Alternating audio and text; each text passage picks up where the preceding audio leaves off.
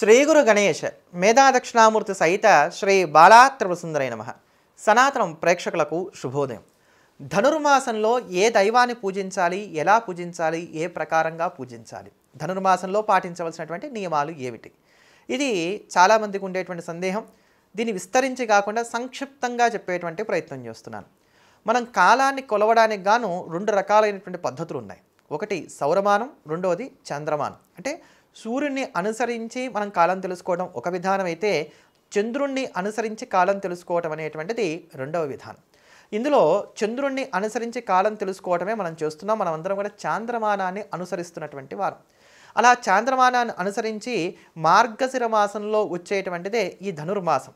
ధనుస్సులోకి సూర్యుడు ప్రవేశించడం, ధనుస్సులో ఎన్నాళ్ళు సూర్యుడు ఉంటాడో అన్నాళ్ళు కూడా ఉండేటువంటి ఈ కాలం ఏదైతే ఉంటుందో దీన్ని సౌరమాన ప్రకారంగా ధనుర్మాసం అని పిలుస్తారంటే ఇది సూర్యుడు యొక్క కొలతలను బట్టి. కనుక ఏవైతే నియమాలు మార్గశీర్ష మాసానికి చెప్పబడ్డాయో అవే నియమాలన్నీ కూడా ఈ ధనుర్మాసానికి కూడా చెప్పబడ్డాయి అనేటువంటి విషయాన్ని మనం తెలుసుకోవాలి. ధనుర్మాసము అనగానే మనందరికీ కూడా బాగా తెలిసేటువంటి అంశం ఏంటంటే, శ్రీ వైష్ణవ క్షేత్రాలలో ముఖ్యంగా విష్ణు సంబంధమైనటువంటి ప్రతి ఆలయంలో కూడా తెల్లవారుజామునే పూజలు నిర్వహిస్తారు. గోదా అండాలు అనుగ్రహించినటువంటి తిరుప్పావైని గానం చేస్తారు. ఈ నెల రోజులు కూడా పాలకి, పెరుగుకి, నెయ్యికి దూరంగా ఉంటూ ప్రతిరోజు కూడా స్వామిని సేవించడం అనేది ఒక వ్రతంగా పెట్టుకుంటాం. బ్రహ్మముహూర్తంలో నిద్రలేస్తాం, తెల్లవారుజామునే స్నానం చేస్తాం, చన్నీటితోనే స్నానం ఆచరిస్తాం.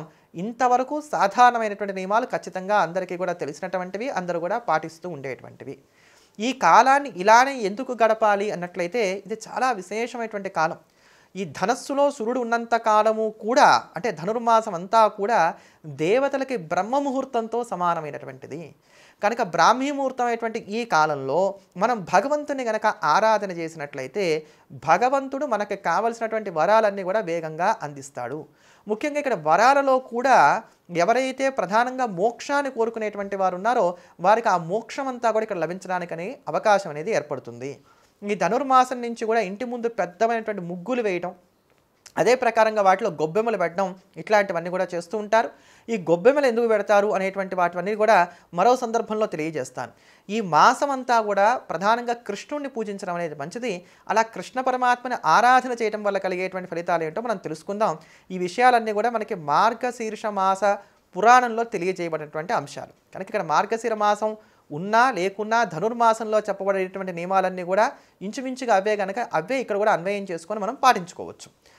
ఉషస్సుత్తాయయో మర్చ్య స్నానం విధివదాచరేత్ తుష్టోహం తస్య యచ్చామి స్వాత్మానమపి పుత్రక. ఇది సాక్షాత్తు పరమాత్మ చెప్పినటువంటి మాట. ఎవరైతే ప్రాతకాలంలోనే నిద్రలేచి బ్రాహ్మీ ముహూర్తంలోనే స్నానం ఆచరించడం అనేది ఒక నియమంగా పెట్టుకుంటారో వారికి ప్రియమైనటువంటి కోరికలు ఏవైతే ఉంటాయో అవన్నీ కూడా నేను అనుగ్రహిస్తాను, వారి యందు నేను తుష్టున్నవుతాను అని చెప్పని భగవంతుడు చెప్పిన మాట. దీన్ని దృష్టిలో పెట్టుకుని గోపికలు ఈ యొక్క మాసం అంతా కూడా స్వామివారిని ఆరాధన చేశారు. ఈ స్నానవ్రతం ద్వారా స్వామి యొక్క అనుగ్రహానికి పాత్రులయ్యారు. దీన్ని ఆదర్శంగా తీసుకునే గోదాదేవి కూడా ఈ యొక్క తిరుప్పావై వ్రతాన్ని మనకి అనుగ్రహించింది. స్వర్గే లోకే సజయతి చంద్రేంద్ర రుద్ర మరుతాన్ క్షీరస్నానం పరం శ్రేష్టం మార్గశీర్షేష పుత్రక. ఈ మాసం అంతా కూడా ఎవరైతే కనుక స్వామివారికి అంటే ఆవు పాలతోటి స్నానం చేయిస్తారో వారికి సూర్యచంద్రులు ఉన్నంత వరకు కూడా స్వర్గలోక సుఖాలన్నీ కూడా కలుగుతాయి. క్షీరస్నాపన మాహత్యం వర్చస్కం పుష్టివర్ధనం దౌర్భాగ్య విలయం యాంతి క్షీరస్నానేన మే సుత. ఎవరైతే స్వచ్ఛమైనటువంటి ఆవు పాలతోటి కృష్ణ పరమాత్మను శ్రీమన్నారాయణుని చక్కగా అభిషేకిస్తారో వారందరికీ కూడా వర్చస్సు పెరుగుతుంది, మంచి పుష్టి ఏర్పడుతుంది, వారికి ఉండేటువంటి దౌర్భాగ్యం అంతా కూడా నశించిపోతుంది, అదృష్టవంతులుగా వారు మారడానికి అవకాశాలు అనేటువంటివి ఏర్పడతాయి అని ఇవన్నీ పరమాత్మ తెలియజేసినటువంటి అంశాలు. వీడియో చూస్తున్నటువంటి వారు ఎక్కడ కన్ఫ్యూజ్ అవ్వకండి. మార్గశిర మాసంలో చెప్పబడినటువంటి నియమాలు ఫలితాలు ఏవైతే ఉన్నాయో అవే ధనుర్మాసానికి కూడా వర్తిస్తాయి కనుక ఇవే ధనుర్మాసంలో కూడా మీరు ఆచరించుకోవచ్చు. సేవతే తులసీ పత్రై నిత్య మామలకైశ్చయ మార్గశీర్షే సదా భక్త్యా సలభేద్వాంఛితం ఫలం. ఎవరైతే గనక ఈ మాసమంతా మానకుండా ప్రతిరోజు కూడా తులసీ పత్రాలతోటి స్వామివారిని పూజిస్తారో సభక్తికంగా, ఈ మాట బాగా జ్ఞాపకం పెట్టుకోవాలి, భక్తితో మితిమీరినటువంటి ప్రేమతో, అతిశయించినటువంటి ప్రేమతో మనస్సునంతా కూడా లగ్నం చేసి త్రికరణ శుద్ధిగా స్వామివారిని తులసి దళాలతో పూజిస్తారో వారు వారి మనస్సులో కోరుకునేటువంటి ధర్మబద్ధమైనటువంటి కోరికలు ఏవైతే ఉన్నాయో అవన్నీ కూడా నెరవేరుతాయి. జాతి పుష్ప సహస్రేణ యచ్చేన్ మాలాంసు శోభితాం మఖ్యం యో విధివద్ధత్యాత్ తస్య పుణ్యఫలం శృణు కల్పకోటి సహస్రాని కల్పకోటి శతాని చ మత్పురే వసతే నిత్యం మమ తుల్య పరాక్రమ.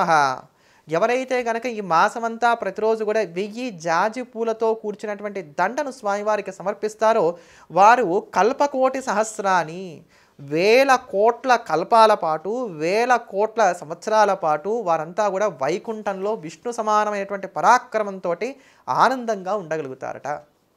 నీరాజనంతు యః పశ్యేత్యహో మాసే మమాగ్రతః సప్తజన్మ భవేద్ విప్రః అంతే చ పరమం పదః.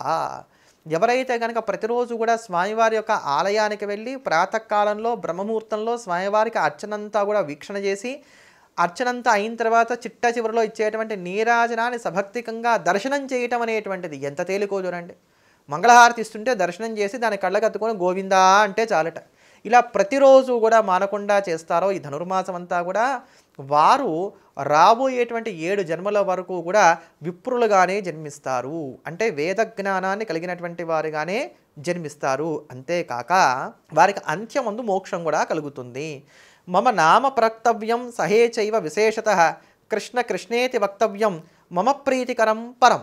ఎవరైతే కనుక ఈ మాసమంతా కూడా ప్రతిరోజు కూడా శ్రీకృష్ణ శ్రీకృష్ణ శ్రీకృష్ణ అంటూ కృష్ణనామాన్ని చక్కగా జపం చేస్తారో వారందరూ కూడా కృష్ణ పరమాత్మకు ఇష్టులైనటువంటి వారు అవుతారట.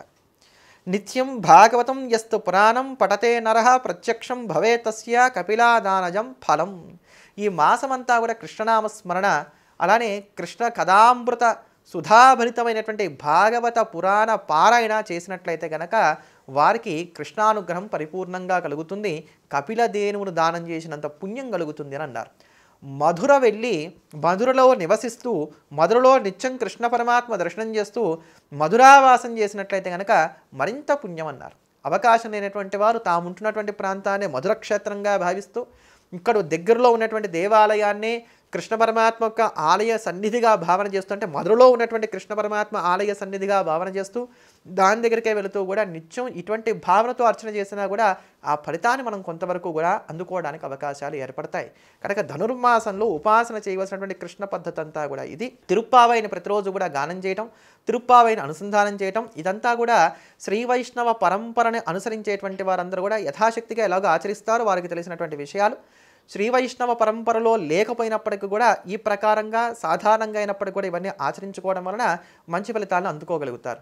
ఎవరైతే అనారోగ్య కారణాల చేత విదేశాల్లో ఉన్నటువంటి కారణం చేత రకరకాలైనటువంటి కారణాల చేత ప్రతిరోజు కూడా దేవాలయానికి వెళ్ళడానికి అవకాశం లేనటువంటి వారు ఉన్నారో వారు కనీసం ప్రతిరోజు కూడా విష్ణు సహస్రనామ స్తోత్రాన్ని లక్ష్మీ అష్టోత్తర శతనామ స్తోత్రాన్ని పారాయణ చేస్తూ స్వామివారికి పాలన కనుక నివేదనగా సమర్పించినట్లయితే వారు కూడా శ్రీకృష్ణానుగ్రహానికి శ్రీమన్నారాయణ యొక్క అనుగ్రహానికి పాత్రులవ్వగలుగుతారు. ఇలా విష్ణు సంబంధమైనటువంటి ఆరాధనా ప్రక్రియలతో పాటుగా ఈ ధనుర్మాసం అంతా శివారాధన కూడా చెప్పబడింది. ఈ ధనుర్మాసంలోనే ఆర్ద్రోత్సవం వస్తుంది. దాని గురించి మరోమారు చెప్పేటువంటి ప్రయత్నం చేస్తాను. ఈ ధనుర్మాసం అంతా కూడా శైవులైనటువంటి వారు శివభక్తి పరాయణమైనటువంటి వారందరూ కూడా ఎట్లా అయితే వైష్ణవులు ఇక్కడ తిరుప్పావైని గానం చేస్తారో వారు తిరువెంబావైని గానం చేస్తారు. ఇది శివభక్తి రసభరితమైనటువంటిది. కనుక శివానుగ్రహాన్ని కోరుకునేటువంటి వారు ఈ ధనుర్మాసం అంతా కూడా ప్రాతకాలంలో బ్రాహ్మీ ముహూర్తంలో చక్కగా నిద్రలేచి చల్లటి నీళ్ళతోటి స్నానమాచరించి విభూతి పెట్టుకున్నటువంటి వారే ప్రతిరోజు కూడా యథాశక్తిగా శివారాధన చేసినట్లయితే వీరికి కూడా మోక్షం కలుగుతుంది.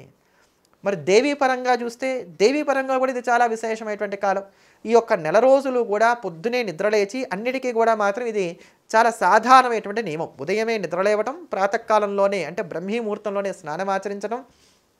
బ్రాహ్మీ ముహూర్తం అంటే సూర్యోదయం కావడానికి సుమారుగా 40 నిమిషాలు వెనకాల ఉండేటువంటి కాలం.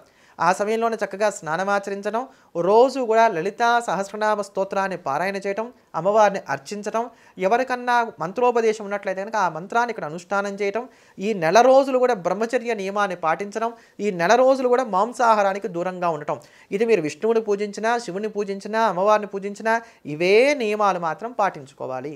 ఈ ధనుర్మాస వ్రతం అనేటువంటిది ఎక్కువగా విస్తారంగా మనకి తమిళనాడు ప్రాంతంలో బాగా కనబడుతూ వస్తుంది. మార్గాళి అని చక్కగా ఈ ఉత్సవాన్ని బాగా విశేషంగా అక్కడ చేస్తారు. అందుకని మీరు కంచికి వెళ్ళండి. కంచిలో కూడా అమ్మవారికి ప్రతినిత్యం 3 అభిషేకాలు ఉంటాయి. ఈ మార్గశీర్ష మాసంలో అంటే ఈ ధనుర్మాసం అంతా కూడా 4 అభిషేకాలు ఉంటాయి. తెల్లవారుజామునే అమ్మవారికి మళ్ళీ ఒక ప్రత్యేకమైనటువంటి పూజా అభిషేకం కూడా చేస్తారు. అలా శైవాలయాల్లో అయితే శివాలయాల్లో, వైష్ణవాలయాలతో అయితే వైష్ణవాలయాల్లో ఇలా ప్రతి చోట కూడా ఈ పూజలు అనేవి కనబడతాయి. అంటే ఇష్టదేవతానుగ్రహాన్ని పొందడానికి ఇది చాలా అనుకూలమైనటువంటి కాలం. కనుక మీ ఇష్టదేవతలను ఈ ధనుర్మాసంలో ప్రాతకాలంలో ఉదయం పూటైన నిద్రలేచి బ్రాహ్మీ ముహూర్తంలో చక్కగా స్నానం చేసి ఆరాధన చేసేటువంటి ప్రయత్నం చేయండి. ఇక్కడ మోక్షాన్ని పొందడానికి గాను ఉపకరించేటువంటి కాలం కనుక ఇది. ఇక్కడ భగవద్ అనుగ్రహం నాకు కలగాలని పూజ చేయండి చాలు. నాకు ఉద్యోగం రావాలి, లేకపోతే నాకు పెళ్లి కావాలి, ఇవన్నీ కొంచెం పక్కన పెడదాం. పెళ్లి కావాలని పూజ చేయడానికి కూడా ఇది మంచి సమయమే. ఎవరైతే మంచి వరుడు రావాలని కోరుకునేటువంటి అమ్మాయిలు ఉన్నారో వారు ఈ నెల రోజులు కూడా కాత్యాయని వ్రతాన్ని చేసినట్లయితే కనుక వారికి మంచి వరుడు లభిస్తారు. ఈ నెల రోజులు కూడా కృష్ణ పరమాత్మను కనుక పూజించినట్లయితే మంచి వరుడు లభిస్తారు. దీనికి కూడా మంచిదే. కానీ ప్రధానమైనటువంటి ధ్యేయం మాత్రం భగవంతుడి యొక్క దృష్టి నా మీద పడాలి, నా ఆరాధ్య దేవత నన్ను అనుగ్రహించాలి అనేటువంటి భావనతో గనక ఇక్కడ ఈ యొక్క ఉపాసన సాగించినట్లయితే పరిపూర్ణమైనటువంటి అనుగ్రహాలు పొందగలుగుతారు. భగవత్ అనుగ్రహం కలిగితే మనం కోరకుండానే తతిమావన్నీ కూడా మనకి లభించడానికి అవకాశాలు ఏర్పడతాయి. కనుక కేవలం భగవదర్పణ బుద్ధితో భగవత్ కైంకర్యపరంగా మీ ఇష్టదేవతారాధన ఇక్కడ చేసేటువంటి ప్రయత్నం చేయండి. మంచి ఫలితాలను అందుకోండి. మరో విషయంతో మళ్ళీ కలుద్దాం. ఎల్లప్పుడూ దేశాన్ని ప్రేమిద్దాం, దైవాన్ని స్మరిద్దాం. స్వస్తి.